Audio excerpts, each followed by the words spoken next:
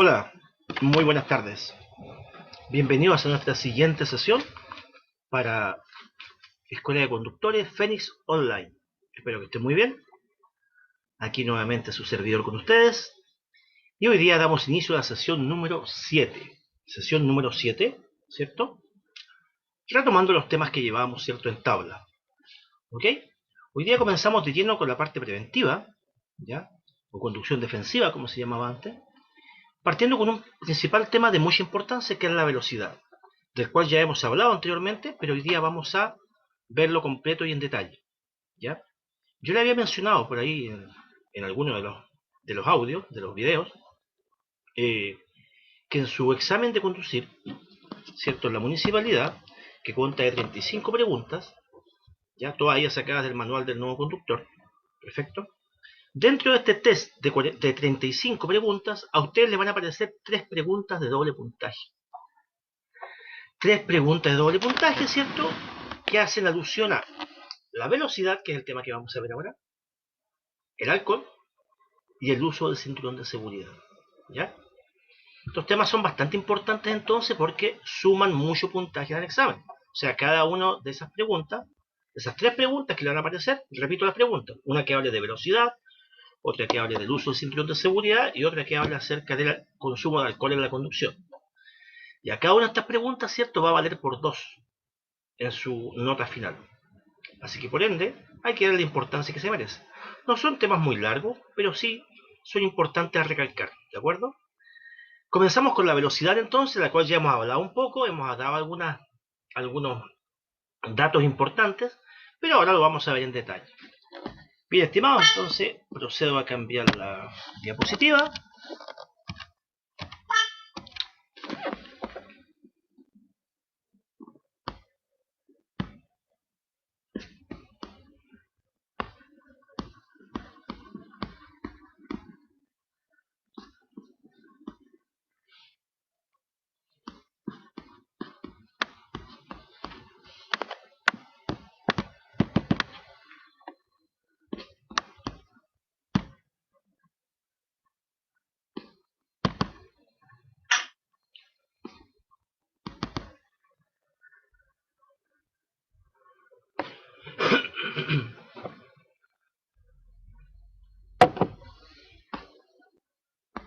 Perfecto, comparto pantalla.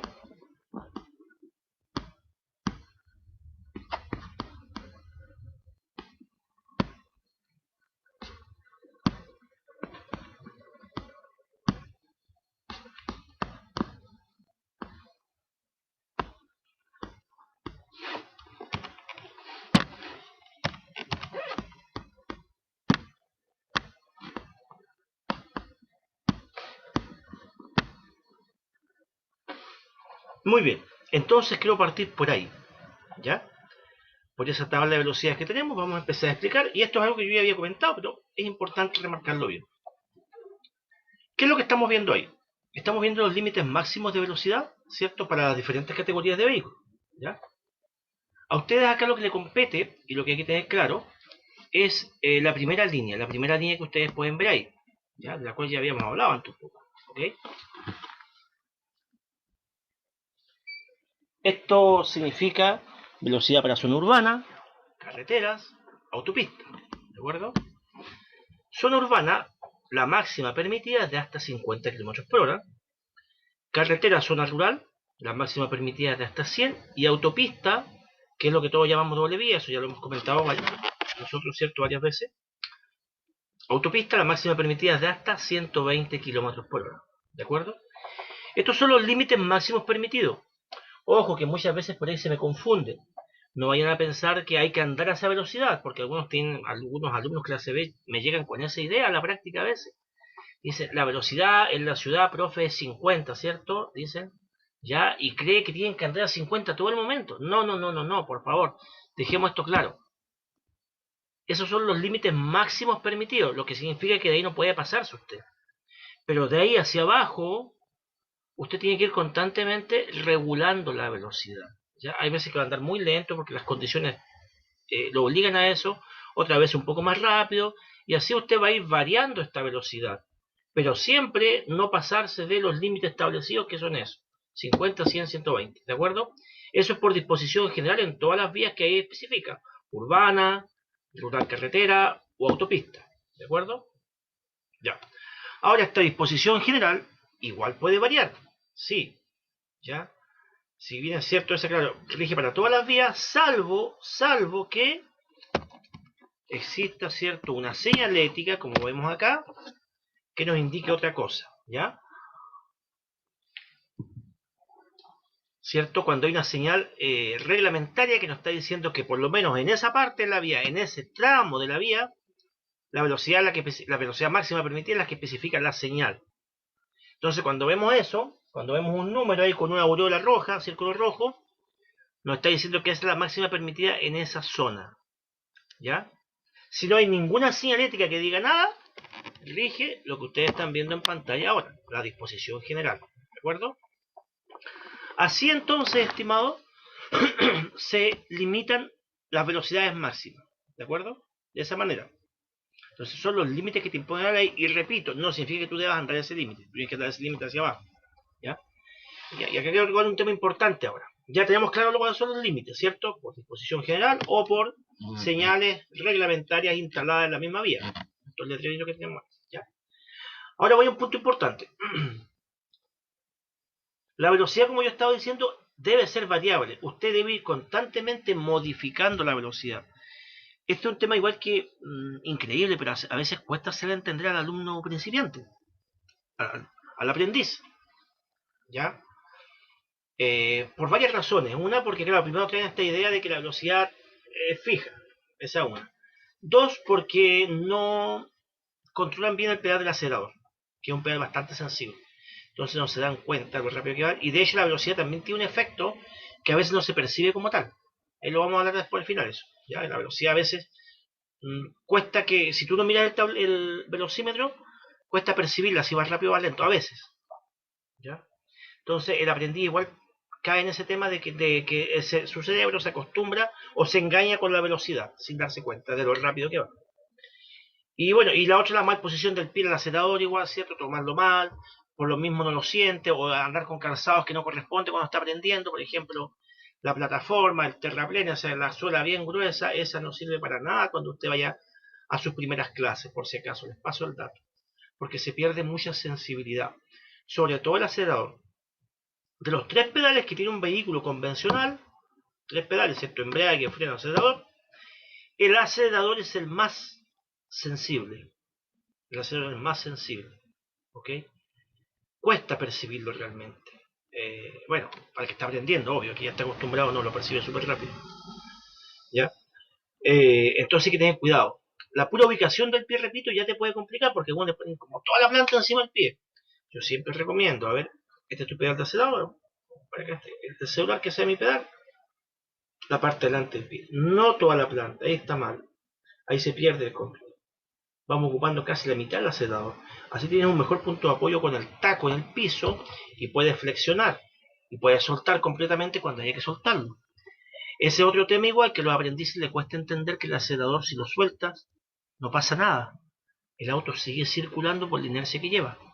Entonces algunos como que no los quieren soltar. Hay que ir constantemente regulando, acelerando, acelerando. Es un tema muy importante para que tengan en cuenta en sus primeras clases prácticas, sobre todo, que la aceleración ustedes deben ir regulando. A veces apurarse un poquito más, otra vez ir bajando con tiempo y así, ¿ya? Eso también le podemos llamar, a eso que acabo de describir yo, le podemos llamar aplicar velocidad razonable y prudente, que es lo que ustedes tienen en pantalla ahora, ¿ya? Velocidad, perdón que estoy un poquito afónico, ¿eh? En esta clase, ya producto de los resfríos, ¿cierto? La garganta empieza a sentir ahí los coletazos del clima. Ya, entonces estaba diciendo que el concepto que tenemos ahí de velocidad razonable y prudente se refiere justamente a eso, a que el conductor constantemente debe ir regulando, variando su velocidad de acuerdo a lo que va encontrando en la vía. Ya usted constantemente debe ir anticipando visualmente qué es lo que está viendo más adelante, qué hay más allá, y conforme a eso usted va a ir regulando, a veces bajando con tiempo, a veces acelerando más y así. Por lo menos en la ciudad, en la zona urbana, la velocidad es un constante sub y baja. Hay veces que usted va a ir muy lento porque el tránsito lo va a obligar. o las situaciones que va encontrando. Otra vez se va a ir un poquito más rápido, otra vez un poquito más continuo. Ya le toca hacer un viraje, ya se encuentra con un semáforo, con un paso peatonal, con la locomoción colectiva que va parando. Entonces es muy, muy variable el tema del desplazamiento, de la velocidad, de la movilidad que usted va llevando. Podemos decir que las carreteras es como la única parte que la velocidad es más constante y ni siquiera eso. Porque muchas carreteras están llenas de cuestas, curvas, bajadas, subidas, etcétera, donde usted igual tiene que ir regulando la velocidad. ¿Ya? ¿Ya? Entonces ten en cuenta eso. Aplicar velocidad razonable y prudente en todo momento. ¿Qué cosa es la velocidad razonable y prudente? La que va considerando todas las situaciones, no solamente los riesgos, también situaciones que no son muy riesgosas, porque usted tiene que ir parando, por ejemplo, un taco de vehículo, un semáforo que está cambiando, etc. ¿Ya? Y bueno, obviamente los riesgos, ¿cierto? Y peligros presentes y posibles en la vida. ¿Ya? Ahí dice, en todo momento usted tiene que adaptar su velocidad a las condiciones y aspectos de la vida. Ahora, ¿cuáles son los tipos de condiciones que se nos van presentando más frecuentemente? Veamos, las cuales tenemos que ir variando, adaptando nuestra velocidad, aplicando este concepto. Veamos las condiciones. De acuerdo a el tráfico del momento. De acuerdo al tráfico del momento, ¿ya? Peatones, ¿cierto? Otra cantidad de vehículos, congestión vehicular y todo eso, usted debe adherirse a esa situación. Por ejemplo, ahí vemos una zona urbana, ¿cierto? Eso es zona urbana. La máxima, dice la ley, son 50. Sería imposible que usted vaya acercándose a 50 y ahí usted ya casi va parando al ir llegando a esa situación, ¿cierto? Entonces ahí tiene que la congestión, el tráfico, tanto de personas como también el tráfico de vehículos, a usted lo van a obligar a ir modificando sus velocidades constantemente, ¿ya?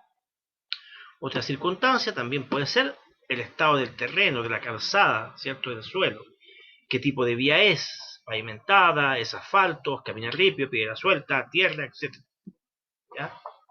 Acá yo siempre hago una pregunta, miren, y muchos se me equivocan. Se la voy a hacer a ustedes. Y la pregunta dice así.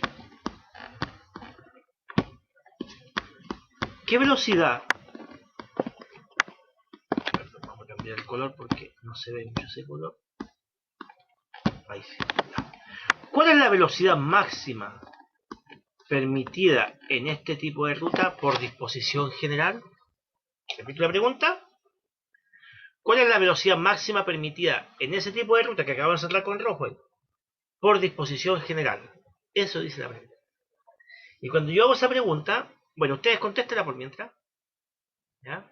Respóndanse a ustedes mismos. ¿Cuál es la velocidad máxima permitida por disposición general en ese tipo de ruta? Y cuando yo pregunto, después estoy interactuando en vivo con los alumnos, ¿cierto? Y empiezo a recoger las opiniones.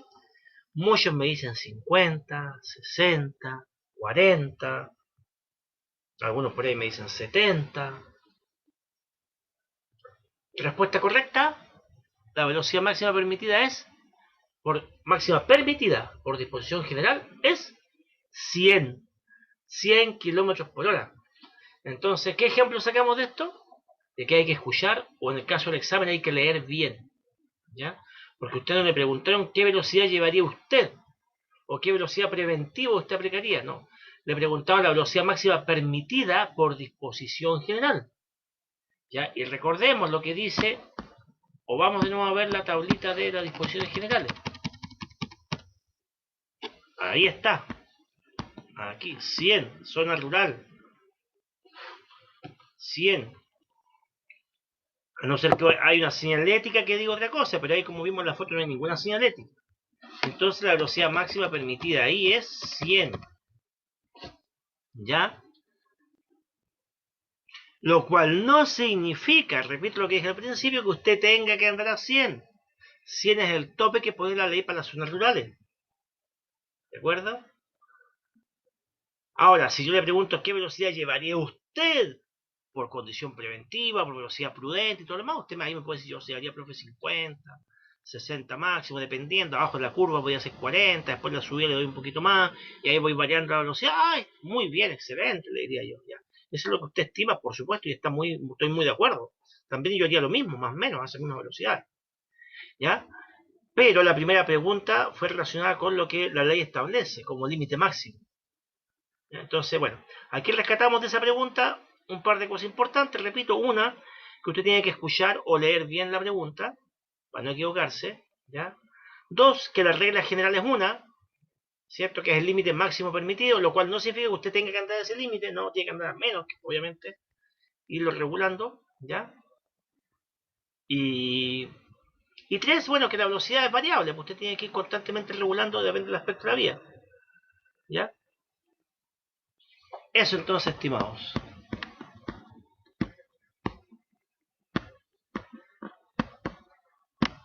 Ya. ¿Qué otras condiciones a mí también me pueden obligar a ir moderando mi velocidad? El tema de la visibilidad. Usted no puede correr más rápido de lo que puede ver. ¿Ya? Constantemente ahí usted va bien. Si usted no ve bien, hay algo que le impida, conducción nocturna, encantilamiento, sol de frente, niebla, lluvia intensa, usted va a ir aminorando la velocidad. ¿Ya? Uno va viendo siempre qué campo visual tiene, qué capacidad de campo visual tiene. Como vemos, más o menos unos 200, 300 metros más adelante tengo una buena visibilidad. Ok, perfecto. De pronto esto se va cortando, no sé, porque se puso a llover muy fuerte y empezamos a bajar la velocidad. O ya el sol está bajando, el sol está quedando casi en el horizonte. Uy, que molesta el sol, pongo la sombrilla, pero igual molesta mucho, entonces iremos bajando más la velocidad. ¿De acuerdo? Porque usted tiene una condición adversa. No puede correr más rápido de lo que puede ver usted. ¿Ya? Entonces también tiene un tema de visibilidad. Con condiciones climáticas adversas, que pueden ser variadas. Por lo menos acá en el sur, en esta zona, en la 10ª región, en la lluvia, ¿cierto? Algo que tenemos bastante complejo. Casi todo el invierno, harta lluvia. ¿Y qué complejidad trae la lluvia? Agua en la calzada, suelo más deslizante, ¿cierto? Eh, Visibilidad por las botellitas de agua, empañamiento de los vidrios, ¿ya? Zonas anegadas, aquaplaning, que el aquaplaning es cuando los neumáticos pierden adherencia con el suelo. Eso pasa por pasar muy rápido en los charcos de agua, no bajar la velocidad. Se forma una cuña de agua debajo del neumático que lo llega a levantar. Y eso hace que usted pierda el control de la dirección. Y si quiere frenar, peor, todavía se va a atravesar. ¿Ya? Entonces esa es la pérdida de adherencia con el suelo, conocido como aquaplaning, por el exceso de agua, por pasar muy rápido en zonas anegadas, en charcos. ¿Ya? Si casi todo esto, estas situaciones adversas, se solucionan bajando la velocidad. Esa es la principal solución que hay. ¿Ya? Bueno, también pues tenemos hielo acá en esta zona, ¿cierto? Con mayor razón, ¿cierto? Calles escarchadas, con más precaución todavía, o calles con lodo, caminos de tierra con lodo, o nieve en un caso que hubiera, pero es muy raro. Ahora, hay una pregunta en el examen bien importante que a muchos les genera duda con respecto al hielo y a la nieve, ¿ya? Que dice así. ¿Cuál es la forma más correcta o más eficiente de circular sobre una calzada con hielo o nieve? Dice más o menos así la pregunta, algo así la pregunta. ¿Ya? Y claro, uno empieza a buscar las respuestas correctas, y la respuesta correcta a esa pregunta es una que dice a la velocidad más baja en el cambio más alto posible. O en el cambio más alto a la velocidad más baja que puede, a la velocidad más baja posible. ¿Ya? ¿Qué se refiere a eso? En el cambio más alto y a la velocidad más baja que puede aplicar a ese cambio. Por ejemplo, supongamos que vamos en la ciudad y hay que cambiar el más alto que puedo poner, tercera. Voy a poner tercera. ¿Y cuánto es lo más bajo que puedo ir en tercera? Unos 25 o 30 kilómetros por hora más o menos tercera. Es como lo más lento que puedes ir, porque si bajas mucho el auto empieza como a tirones, porque la tercera no soporta que lo lleves a tan baja velocidad. ¿Ya? Entonces, eso significa, en el cambio más alto, a la velocidad más baja que puedas ir. ¿Ya? ¿Y eso por qué? Porque en un cambio más alto, a una baja velocidad, se genera menos fricción con el suelo. Hay menos tracción. Al haber menos tracción, es menos fricción. Y al haber menos fricción, hay menos posibilidades de que terminemos patinando, deslizando, ¿no es cierto?, por la escarcha. ¿Entiendes? Porque si fuéramos en cambios de fuerza, cambios bajos, forzando el motor primera, segunda, ¿qué pasa con estos cambios? Son cambios de agarre, ya de mucha tracción, de mucha fuerza. Y al ser de mucha fuerza, ¿cierto?, hacen más fricción contra el suelo, la rueda. Al hacer más fricción contra la rueda es más fácil terminar en una patinazo. Es como que usted camina sobre el hielo, así de simple. Pruebe usted caminar sobre una placa de hielo. ¿Cómo va a caminar usted? Va a tratar de pisar bien despacito, así como si usted fuera un gatito, así, con cuidadito. O va a pisar súper fuerte, así como un elefante. Tenga por seguro que si pisa fuerte va a terminar de espalda, va a terminar sentado como mínimo, ¿cierto? Al tiro. Claro, porque está aplicando mayor fricción contra el suelo escarchado, contra el hielo. En cambio se va como cuidadito, así como que palpando con cuidado, como que va como un gatito. Puede avanzar quizás algunos pasos sin caerse sobre el hielo. Ya, entonces eso se refiere de ocupar un cambio alto que al tener, o medianamente alto, o el que pueda, ¿cierto? Al tener menos fricción contra el suelo, hay menos posibilidades de patinazo. Los cambios bajos hacen más fuerza, generan mayor tracción contra el suelo. ¿Ya? Eso entonces, estimados, con respecto a la preguntita esa que muchos por ahí se confunden. ¿Ya? Ya, sigamos. Y ahí vimos las principales condiciones adversas con las cuales el conductor debe ir constantemente regulando su velocidad. ¿Ok? También entender que, bueno, esto lo que están viendo en pantalla ustedes afecta mucho a conductores que ya tienen experiencia. Conductores que ya llevan, ¿cierto?, algún tiempo manejando, un año más manejando, ¿cierto? Ya tienen cierta experiencia. Y sobre todo si se sigue gente joven, cae en este error. Y lo que está en rojo ahí es muy cierto. Es muy real lo que está en rojo. Dice, gran parte de los conductores creen ser mucho más hábiles de los que son en realidad. Claro. ¿Cómo podemos medir la habilidad? Casi que no tendríamos una competencia de quién maneja más rápido, algo así. Pero es un poquito raro, ¿cierto? Medirse la habilidad de uno mismo. Entonces, de pronto ya cuando manejamos un tiempo, a lo mejor nos costó aprender, ¿cierto? Ya demoramos un mes más, ¿cierto? Por ahí, quizás hasta salimos rechazados en el primer examen de conducir. Les pasa mucho, no es nada del otro mundo, les puede pasar igual. No es nada del otro mundo, después volver a intentarlo, después sacamos nuestra licencia. Nos costó, pasaron meses, de pronto empezamos a dominar cada vez más el auto, cada vez más. Pasaron 6 meses, un año, y ya estamos conduciendo súper bien y no tenemos nada que envidiarle a ningún conductor experto, ¿cierto? Entonces ya nos trasladamos a cualquier lado donde queramos, ¿cierto? Hacemos viajes largos, nos vamos a vacaciones con nuestro vehículo. Ya, genial. ¿Qué ocurre ahí? Cuando ya se adquiere cierta experiencia. No todos, pero algunos conductores caen en el llamado exceso de confianza y ya creen que se las saben todas. Y ese es un problema, hay que tener mucho cuidado. Y empieza a pasarse por alto ciertas normas, empieza a correr más de la cuenta, y lo que antes quizá un tramo que hacían en 20 minutos, ya lo querían hacer en 15 minutos y así. Se empiezan a sentir infalibles. Y ahí es donde vienen los accidentes. Y los graves accidentes, peor, que es lo peor. ¿Ya? Eh, con respecto a lo mismo, miren. Las personas que recién sacan licencia, los alumnos, los novatos, los primerizos que recién tienen su auto, ¿cierto? Sacaron su licencia y tienen su título. Estas personas rara vez ocasionan un accidente grave. Es muy raro que este tipo de personas que recién sacó su licencia ocasione un accidente grave. ¿Por qué? Porque andan con más miedo, porque son más cuidadosos, porque tratan de respetar todo, ¿cierto? Y ahí van con sus límites, ¿ya? Pero esas mismas personas, cuando ya pasó mucho tiempo o algún tiempo, y caen en exceso de confianza, ahí es donde aparecen los accidentes graves, créanme. Entonces, para que tengan cuidado, es aproximadamente luego de más o menos un año de estar conduciendo donde vienen los accidentes graves. 6 meses, un año más o menos. ¿Ya? Entonces, para tenerlo en cuenta, para que se tomen ciertas precauciones de eso.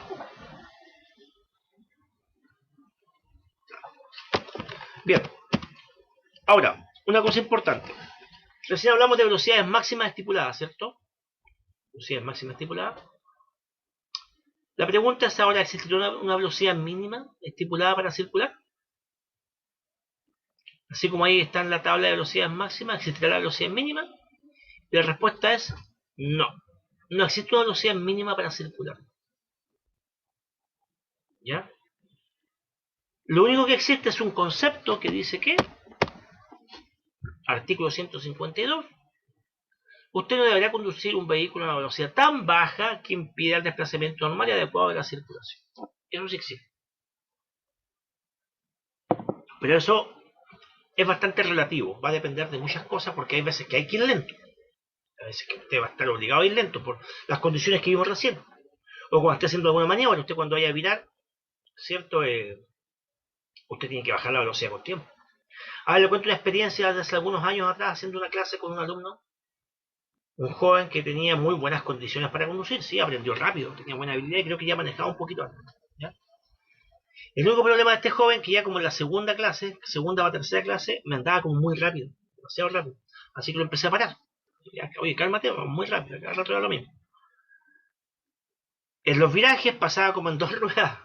Y ahí yo ya me empecé a poner medio nervioso. Ya fue la segunda vez que me lo hizo. Alto, alto, alto, alto. Dije, amigo mío, estacionémonos ahí porque vamos a conversar un poquito. ¿Ok? Perfecto. Tú tienes súper buenas condiciones para conducir, le dije. Aprendiste súper rápido. Yo sé que me entiendes bien.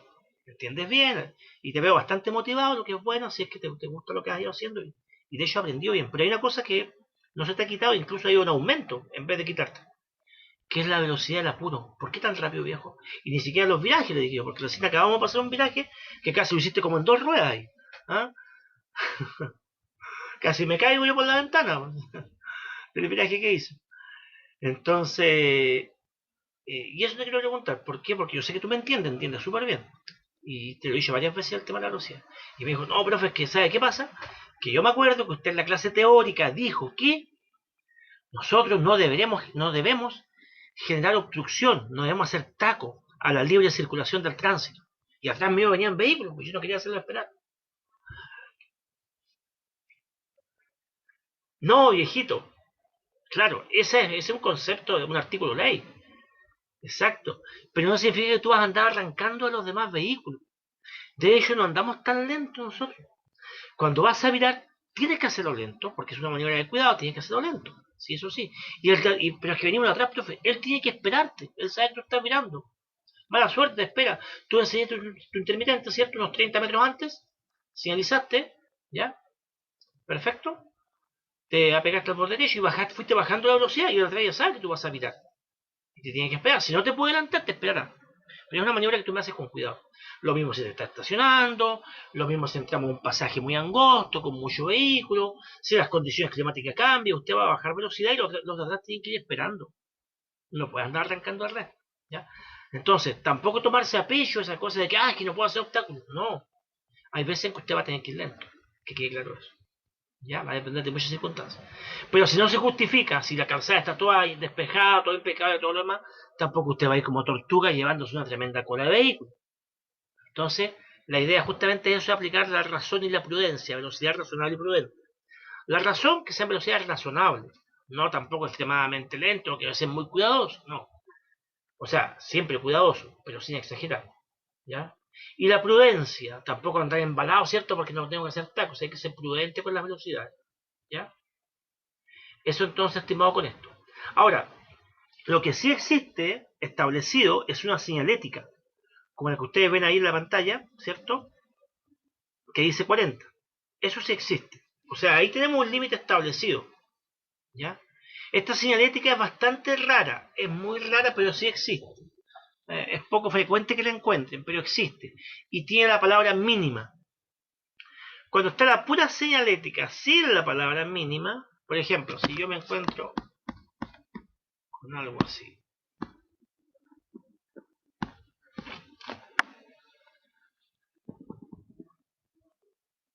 ¿cierto? La pura señalética.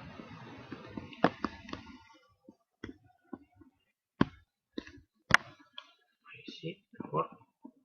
Vamos a borrarle toda la palabra mínima.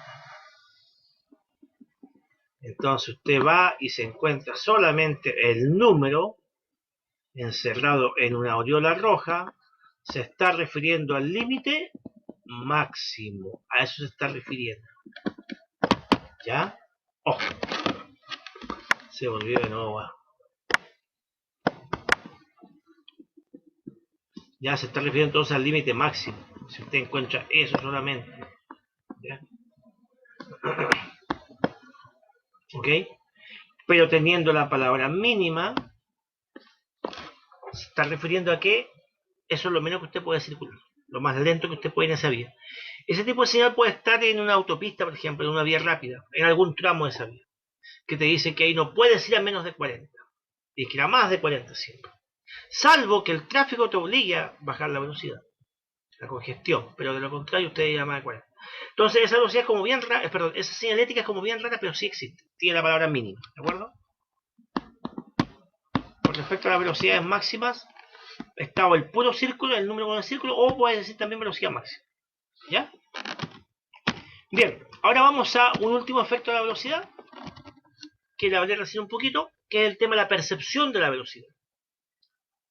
La percepción de la velocidad, que es lo que le quiero decir, que a veces uno como conductor no percibe bien o la velocidad nos engaña. O sea, da la sensación a veces de que vamos más lento de lo que en realidad vamos. Esto ocurre porque hoy en día cada vez los vehículos son más suaves, ¿ya? Hoy en día los vehículos cada vez son más sensibles, más suaves de conducir. Entonces, una verdadera cuna, no te das ni cuenta de lo rápido que vas, ¿ya? Es por esto que todos los vehículos deben tener un velocímetro, como vemos ahí, ¿ya? Y el conductor debe periódicamente darle miraditas a ese velocímetro. Como dice abajo en el cuadro amarillo, nuestro cerebro se acostumbra a la alta velocidad y deja de registrarla como tal. En otras palabras, se tiene la sensación de viajar más lento. Para corregir esta percepción equivocada, usted debe mirar periódicamente el velocímetro y reducir la velocidad si se ha pasado la que es segura. Miradita rápida el velocímetro siempre. ¿Ok? Porque claro, con la suavidad, digo, de los vehículos es fácil no darte cuenta de lo rápido que va, sobre todo en carretera, y la carretera está bien, en buenas condiciones, no te das cuenta cómo vas acelerando. Es por eso que igual inventaron algo que ya habíamos comentado nosotros otra vez, las famosas bandas alertadoras, que son estas banditas que ponen varias, y cuando tu vehículo pasa encima, ¿qué pasa con el vehículo? Vibra entero, ¿cierto? Tira entero encima de eso. Ya. ¿Para qué sirve eso?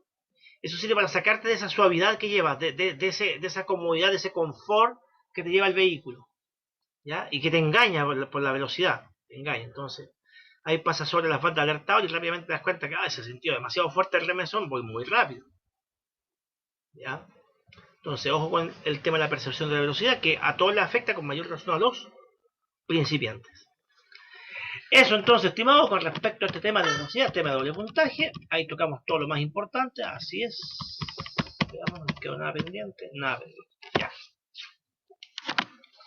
Pasamos a un segundo tema de doble puntaje. Voy a cambiar diapositiva.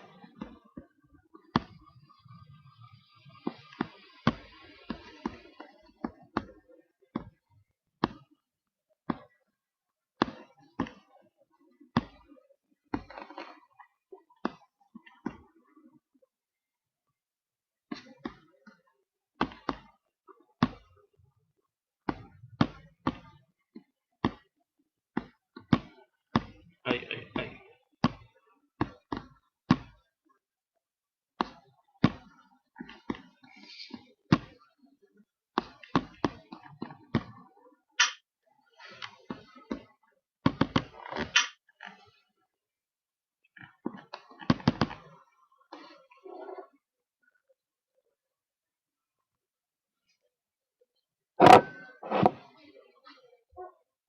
Queda un poco lenta las presentaciones, pero ya está abriendo.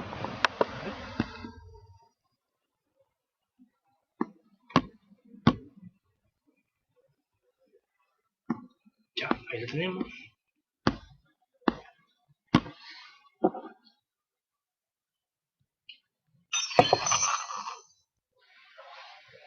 El alcohol en la conducción.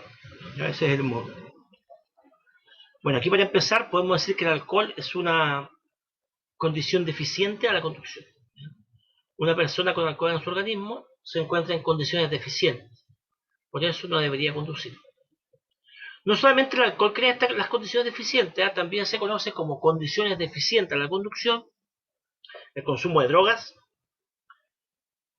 el consumo o los efectos de algunos medicamentos que son tan perjudiciales como las drogas, ¿cierto? Los psicofármacos, por ejemplo, o algunos medicamentos que modifican el comportamiento, la sensibilidad, ¿cierto? Las capacidades del conductor. ¿Ya?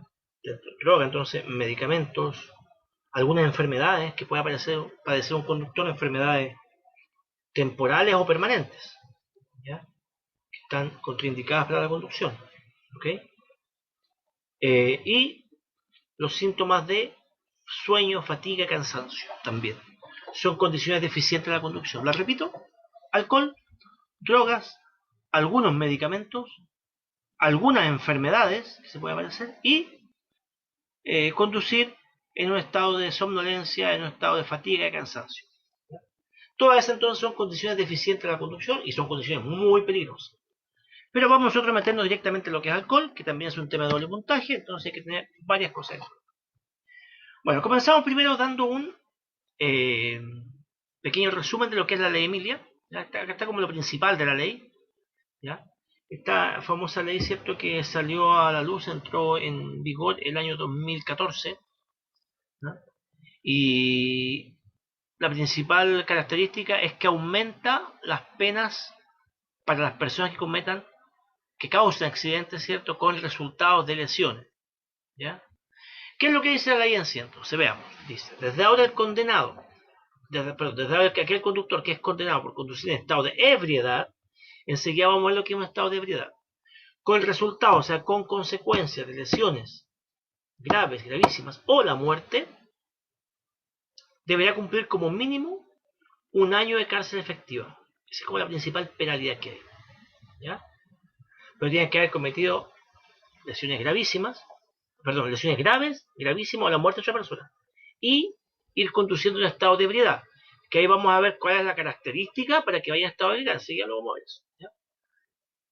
Entonces, una de las penalidades, o la penalidad base, por así decirlo, porque puede tener más sanciones todavía. Pueden haber más sanciones, más penas con respecto a esto. Entonces, la sanción base para esto es 1 año de cárcel efectiva. Y al colocar la palabra efectiva, quiere decir que esa pena debe cumplirse en un recinto penitenciario. ¿Ya? O sea, la persona debe estar tras las rejas. No puede cumplir con ninguna garantía, ni firma mensual, ni arresto domiciliario, y nada de eso. ¿Ya? Es 1 año de cárcel efectiva. Dice que los condenados podrán optar a cierto tipo de libertad, esto si tienen un buen abogado, una vez que hayan cumplido unos 2/3 de la pena. Ahí recién. ¿Ya? Ya. Esto para avanzar un poquito en lo que es la ley Emilia. Ahora quiero que veamos los 3 aspectos más importantes de cómo el alcohol afecta al conductor. Todo esto parte del cerebro en todo caso. Ahí parte todo. ¿Ya? Pero hay 3 aspectos importantísimos que se ven afectados por el consumo de alcohol que pueda tener el conductor. Veamos. Primer aspecto importante. Sobre la función psicomotora del conductor y su capacidad. ¿Qué es la función psicomotora? Es toda esta capacidad que tenemos nosotros de coordinar, ¿cierto? De movernos, de recibir información, de percibir situaciones, ¿ya? De reaccionar ante situaciones.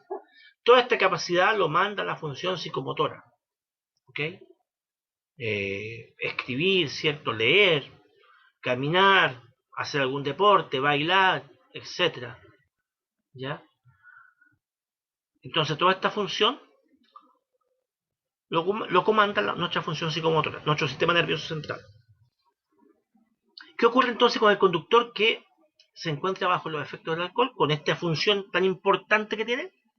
Bueno, dice que uno de los efectos más perjudiciales puede ser es que aumenta el tiempo de reacción. ¿Qué se entiende por tiempo de reacción? El tiempo de reacción es, de un conductor, digamos, es el tiempo que transcurre entre que este conductor se percató de una situación que es más adelante, ya una situación de peligro puede ser, y reaccionó, y atinó en este caso a soltar el acelerador y empezar a frenar. ¿Ya? Ese lapso que ocurre desde que él lo vio, de que él se percató de la situación, hasta que atinó a hacer algo, en este caso a soltar el acelerador puede ser, ¿cierto? Y frenando, o quizás desviar con el volante, no sé, cualquier reacción que sea. Entonces, ese lapso de tiempo de que él percibió y reaccionó, no debería superar el segundo de tiempo. ¿Ya? No debería superar el segundo de tiempo, por si acaso. ¿Ok? Es más, un conductor con experiencia debe reaccionar más o menos en entre 0,75 segundos, menos de un segundo de reaccionar, conductor con experiencia. Conductor promedio, máximo un segundo. ¿Ok? Por eso ustedes cuando toman el examen psicotécnico igual le toman un reactímetro. Como ustedes encienden la luz rojita y tienen que frenar al tiro. Entonces mide la capacidad de reacción del momento que entra la información hasta que ustedes hacen algo. ¿Ya? Ya. Bueno, esta condición del conductor se ve alargada bajo los efectos del alcohol. Demora más en reaccionar el conductor. Y lo peor de todo es que él no se da cuenta. El conductor cree que está bien, que sus funciones están buenas. No es consciente de esto. ¿Ya? ¿Y a qué más? Demora más en decidir qué hacer también. Decisiones lentas. También va a tener deterioro en la función de coordinación bimanual. ¿Ya? La coordinación de pies, coordinación de manos, dirección. ¿Ya? La capacidad de seguir objetos con la vista. ¿Ya? Ingreso de información por la vista y, obviamente, reacción con pies y manos. Va a quedar más descoordinado, más torpe, más brusco con la frenada, más torpe con el acelerador. Va a pasar los cambios a destiempo, va a pasar en revolución en su vehículo. Su atención también va a estar deteriorada porque va a tender a perder la atención en la ruta. ¿Ok? Y si cubre algún tramo largo y le toca manejar por carretera, no va a tener resistencia a la monotonía de esa carretera. Y muy probable que se tienda a quedar dormido. ¿Ya? Así entonces, obviamente con todos estos problemitas tampoco va a poder hacer frente a una situación inesperada. Entonces, así afecta el alcohol al conductor. Ahí en rojo está un resumen de todo lo que acabamos de decir. ¿Ya? Segunda función importante de cómo nos afecta el alcohol sobre la visión, la vista. ¿Qué ocurre con el ojo humano acá? ¿Qué ocurre con la vista? Bueno, aunque tenga experiencia, el conductor ve deteriorada esta capacidad. ¿Ya? Tiene problemas para seguir objetos con la vista, tiene problemas para enfocar, para cambiar rápidamente de un punto a otro. Conducir, estimado, yo creo que ya lo había comentado, es recibir una gran cantidad de información visual. El conductor debe tener una visión periférica, tratar de observar el máximo de cosas al mismo tiempo. La vista va bien adelante, la vista vuelve, la vista percibe situaciones laterales y todo eso. ¿Ya?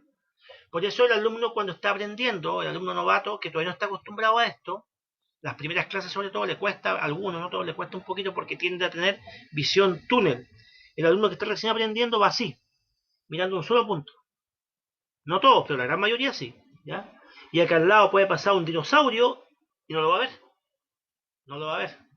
Porque ha concentrado en un punto fijo con los nervios. Entonces ahí está el instructor que tiene que ser catete constantemente, decir visión periférica, espejo, harto uso espejo, eso ayuda mucho para los aprendices. Acá otro espejito.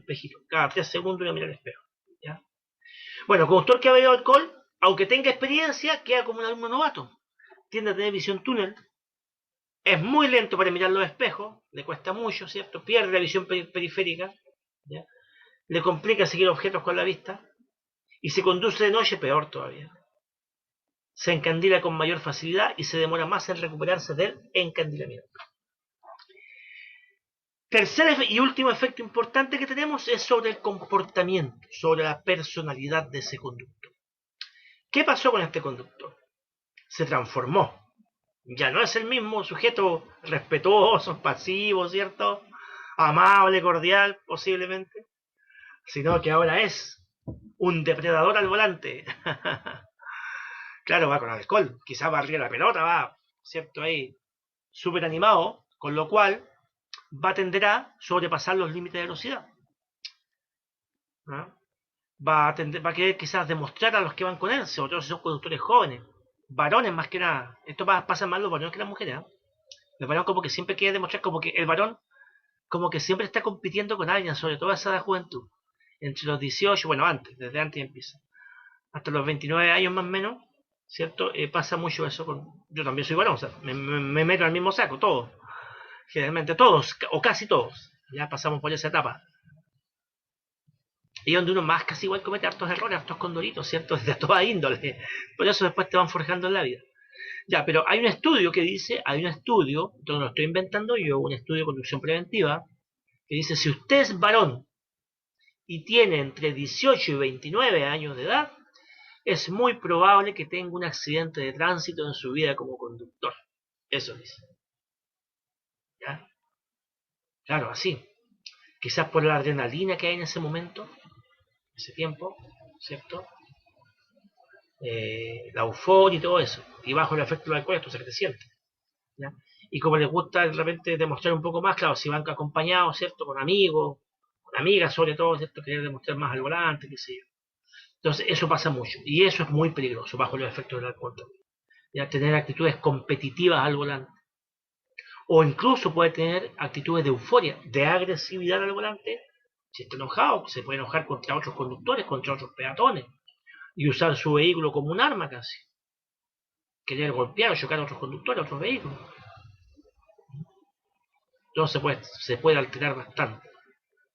¿Ya? Entonces, esos son los efectos del comportamiento y la conducta que puede llegar a tener la persona que ha bebido alcohol y se le ocurre la mala idea de conducir. Bien. Vamos al aspecto legal ahora, vamos a los parámetros que se permiten, a las cifras y todo eso. ¿Ya? Bueno, vamos a entender qué significa bajo la influencia del alcohol y en estado de ebriedad. La ley de tránsito en este momento cataloga que un conductor está bajo la influencia del alcohol si en un examen, ya sea alcotest o alcoholemia, estuviese arrojando un aproximado de 0,31 a 0,79 ml por litro de alcohol en la sangre. Estando en ese rango, 0,31 a 0,79 miligramos por litro de alcohol en la sangre, esa persona está bajo la influencia del alcohol, está conduciendo bajo la influencia del alcohol, y esa ya es una falta grave a la ley de tránsito. Ya está con sanción. ¿Ya? Ahora, si superó ese límite y llegó a 0,8 y de 0,8 hacia arriba, esta persona se encuentra en estado de ebriedad. Así lo clasifica la ley, estado de ebriedad. Conducir en estado de ebriedad supone una falta gravísima a la ley de tránsito y también constituye un delito. ¿Ya? Entonces también es un delito conducir en estado de ebriedad. Bastante serio. Veamos las sanciones para eso. Antes que nada, recordemos de nuevo la ley Emilia, que nos decía que teníamos un resumen, ¿cierto? Nos decía que todo conductor que maneje en estado de ebriedad y provoque lesiones graves, gravísimas a la muerte, deberá cumplir al menos un año de cárcel efectiva. Eso es lo que nos dice. Al menos un año de cárcel efectiva. Ya, veamos las sanciones. Algunas porque hay un montón. Primero, bueno, voy a ir nombrando algunas porque son muchas en realidad. Ustedes después las pueden ir viendo, ¿cierto? Ahí con más detalle. Ya está en el manual también. Una persona que, veamos la primera regla de arriba. Una persona que va bajo la influencia del alcohol y es sorprendido. No había cometido ningún daño, ninguna acción ni nada. Solamente por ser sorprendido bajo la influencia del alcohol son 3 meses de suspensión de licencia. Vamos a la 1, 2, 3, a la cuarta. Bajo la influencia del alcohol una persona provocó lesiones graves a otra persona. ¿Cuál sería la sanción? Desde 18 meses hasta 3 años de suspensión de licencia que no puede conducir. Y cárcel desde los 61 días hasta los 541 días. Cárcel. Pero toda esta cárcel que hay acá y en todas estas sanciones no es cárcel efectiva. ¿Ya? Esta cárcel incluso puede solicitar garantía. Acá no hay cárcel efectiva en todas estas sanciones. ¿Por qué? Porque aquí no se aplicó la ley Emilia. Acá en todas estas sanciones que ustedes pueden ver, en la parte roja no está aplicada la ley Emilia. ¿Y eso por qué? Porque si vamos a la parte celeste, al ladito, el estado estílico solamente dice bajo la influencia del alcohol. Y la ley Emilia no sanciona esa condición. Solamente sanciona cuando ya llegan a estado de ebriedad. Ahí empieza la sanción. Entonces aquí se salvó que le apliquen, ¿cierto?, esas penalidades, porque no iban en estado de ebriedad. En todas las sanciones de ustedes.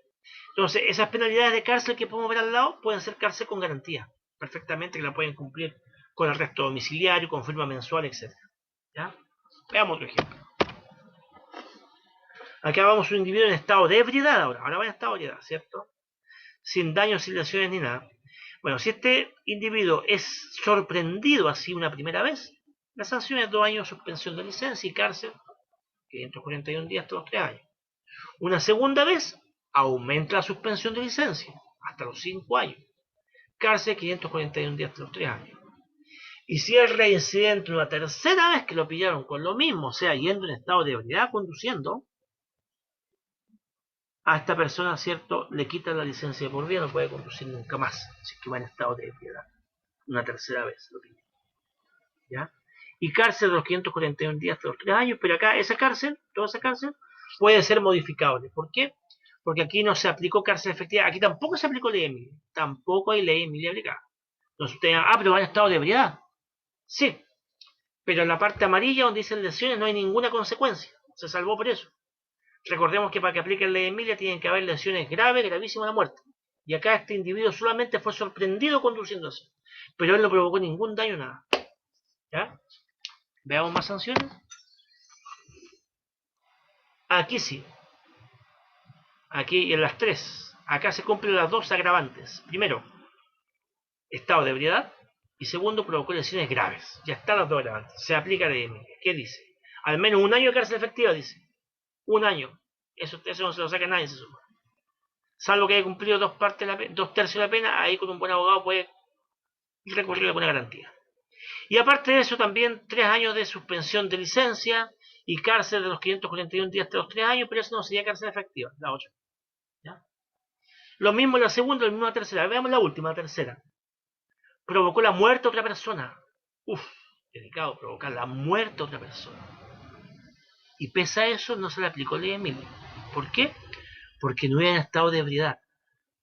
Perdón. Me confundí con la presentación anterior. Si provocó la muerte de otra persona, sí, y acá, claro, en todas se aplicó ley Emilia, en todas. Aunque sea primera vez, se le aplicó ley Emilia igual. Y ya siendo lesiones gravísimas, se le quita la licencia de por vida. No importa si es reincidente o no, se le quita la licencia de por vida. ¿Ya? Entonces acá en los tres accidentes que vemos, ¿cierto? Se aplicó ley Emilia. Aunque sea primera vez. ¿Por qué? Porque las agravantes eran fuertes. ¿Cuál era el agravante? Manejar en estado de ebriedad y haber provocado lesiones graves, gravísimas o la muerte. Ya. Eso entonces con las sanciones. Ahora, estimado, le presento una breve tabla de qué es lo que sería, por ejemplo, ir en la cantidad de miligramos por litro de sangre. Pero esto no lo creamos mucho porque esto es muy variable. ¿eh? Acá podemos rescatar quizá algún promedio. Por ejemplo, un individuo promedio, si se ve un shock de 300 centímetros cúbicos, ya podría estar dando 0,5 miligramos de alcohol por litro de sangre. Entonces, ya estaría bajo la influencia del alcohol, porque ya superó 0,31 con un solo shock. Si se bebe 2 shots de los mismos, ya está en estado de ebriedad. ¿Se dan cuenta? Da 1,5. O sea, ya superó los 0,8. ¿Ya? Eso para tener una idea promedio, porque esto no es exacto. La concentración de alcohol en la sangre es muy, muy variable. Depende de muchos factores. Depende de la edad, del peso de la persona, la masa corporal de la persona, de si es varón o dama. Las mujeres tienden a concentrar mayor cantidad de alcohol aunque beban la misma cantidad que los varones. Depende del hábito o costumbre, de si toma intervalos rápidamente. O sea, la concentración del alcohol depende de muchos factores. Tal como dice acá, 2 personas que beban la misma cantidad de alcohol tendrán la misma concentración en la sangre. Falso. El alcohol depende de muchas cosas, que es lo que yo acabo de decir. Ya ustedes pueden ir leyendo ahí. Entonces el alcohol es muy variable. Aunque 2 personas beban lo mismo, su concentración puede ser diferente. Incluso aunque una misma persona beba lo mismo, en diferentes oportunidades, y le hacen examen a esta misma persona una oportunidad, después le van a hacer examen, lo más probable es que dé resultados diferentes. Porque el alcohol es muy variable. ¿Ya? Otros mitos que hay para recuperarse del alcohol o para eliminar el alcohol de la sangre. ¿Qué se puede hacer? Dormir, ir un poco, comer harto café, tomar harto café, una ducha con agua fría. No. Nada de eso te elimina el alcohol de la sangre. Nada de eso te elimina el alcohol de la sangre. Quizás te puede restablecer las funciones, como dice ahí, muy parcialmente. ¿Cierto? Dejarte un poquito más despierto, más alerta por algún tiempo. ¿Ya? Pero el alcohol sigue viajando por tu organismo. ¿Ok? A ver, el promedio de eliminación de alcohol del organismo es de 0,2 gramos por cada hora. Enseguida repito eso. ¿Ya? Ahora, ¿cómo se elimina el alcohol del organismo? Solamente por el metabolismo del mismo. ¿Ya? Por la función metabólica de tu cuerpo, ¿cierto? El alcohol va siendo eliminado. ¿Ya? A mayor cantidad de alcohol que tú hayas consumido, va a necesitar más tiempo para eliminarlo. ¿De acuerdo? A mayor cantidad de alcohol que tú hayas consumido, vas a necesitar más tiempo para eliminar. Y entonces el alcohol, más o menos, hay un estudio que dice que se elimina a un ritmo aproximado de 0,2 gramos por cada hora que pasa. O sea, desde el momento que tomaste la última gota de alcohol, por cada hora que vaya pasando, va eliminando un aproximado a 0,2 gramos. ¿Ya? Y si tú tienes muchos gramos de alcohol en tu cuerpo, vas a necesitar muchas horas para eliminarlo. ¿Okay? Así es como, por ejemplo, un individuo que puede haber tomado mucho alcohol puede después dormir toda la noche, hasta 8 horas, y al otro día todavía no va a estar en condiciones para conducir. Así es esto. ¿Ya? Entonces, la eliminación del alcohol va a depender de la cantidad que hayas ingerido y del metabolismo, ¿cierto?, de tu cuerpo, obviamente, que aproximadamente puede ser de 0,2 gramos por cada hora que pasa. ¿Ya? Eso entonces, estimadas, estimados, con relación al consumo de alcohol y la conducción. Recordar entonces, no se puede beber alcohol porque incluso con pequeñas concentraciones de alcohol su organismo ya se ve afectado. Usted no debería beber ni una gota de alcohol cuando usted va a conducir. Acostúmbrese a eso. Las penas se endurecieron bastante hace algunos años atrás. Ha resultado un poco, sí ha resultado. Pero lo ideal también parte siempre por uno. ¿Ya? Somos nosotros los conscientes, los encargados de cuidarnos y cuidar a quienes más queremos y a quienes trasladamos y todo eso. ¿Ya? No por un momento, ¿cierto?, de pronto de jolgorio, un momento, ¿cierto?, de alegría, de celebración, vamos ya a perder el resto de nuestra vida, o echarle a perder la vida a una familia, ¿cierto?, a un joven, a un niño, que es lo peor de todo, ¿cierto? No, jamás. Siempre las cosas deben pensarse, porque hay muchas consecuencias, ¿cierto?, que después no tienen vuelta atrás. Ya, estimados, hasta aquí quedamos con la sesión del día de hoy, esperando que esto sea de su agrado. Saludos y nos vemos en la próxima sesión. Acá, como siempre, su servidor, Mauricio Mancilla, para Fénix, Escuela de Conductores Online. Cerramos sesión. Estén muy bien.